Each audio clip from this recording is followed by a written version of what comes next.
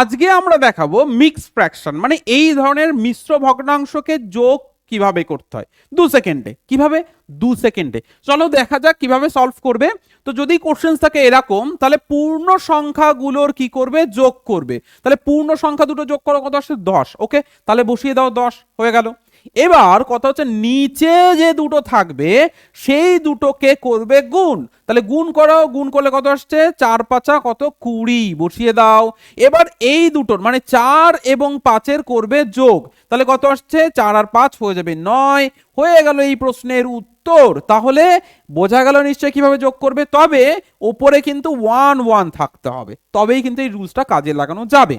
এবার তোমাদের কাজ হচ্ছে পরের প্রশ্নটার উত্তর কি আসছে জানানো। তাহলে টেকনিকটা ভালো লেগেছে না? এরকম ভাবে যদি করো অঙ্ক 2 সেকেন্ড 3 সেকেন্ডের মধ্যে হয়ে যাবে। কারণ স্কুলের যে নিয়ম সেটা তো বেসিক নিয়ম, তবে বেসিক নিয়ম শেখাটা আগে জরুরি, তারপর ট্রিক্স।